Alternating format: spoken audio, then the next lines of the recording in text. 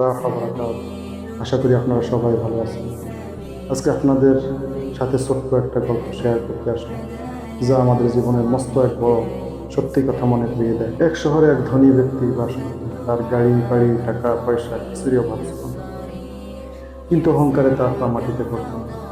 একদিন তিনি রাস্তা দিয়ে হেঁটে যাওয়ার সময় দেখলেন এক বৃদ্ধ মানুষ ক্ষুধার্ত অবস্থায় ফুটপাতে বসে আছেন।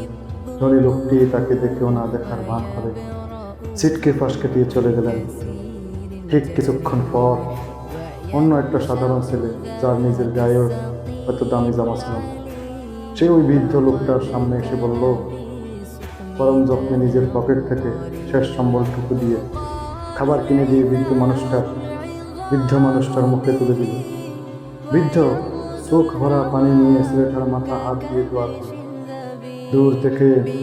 দূর থেকে ধনী লোকটি ওই দৃশ্য দেখে তিনি ছেলেটার কাছে গিয়ে জিজ্ঞেস করলেন, তুমি তো একটা ধনী নও, তেমন একটা টাকা পয়সা তোমার কাছে নাই, তাহলে নিজের কষ্টের টাকা এভাবে বিলিয়ে দিলে কেন?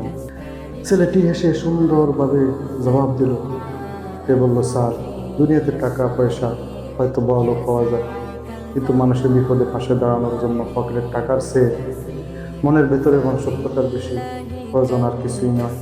আজ আমি ওনাকে যা খাওয়ালাম তা হয়তো কাল শেষ হয়ে যাবে, কিন্তু ওনার মন থেকে যে দোয়াটা বের হলো তা আমাকে সারা জীবন বাঁচিয়ে রাখবে। প্রিয় ভাই ও বোনেরা, আমরা এই দুনিয়ায় কত কিছুর পেছনে ছুটি, তাই না?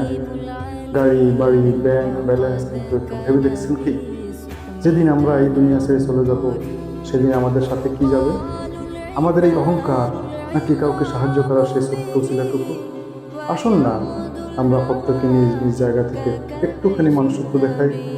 একজন মানুষের মুখে একবেলা হাসি ফোটানো হতে পারে আমাদের জীবনের সবচেয়ে বড় সফলতা। মানবতার কল্যাণে এগিয়ে আসতে খুব ধনী হওয়ার প্রয়োজন নেই, শুধু একটা সুন্দর মনের প্রয়োজন। সবাই ভালো থাকেন, সুস্থ থাকেন। আল্লাহ হাফেজ।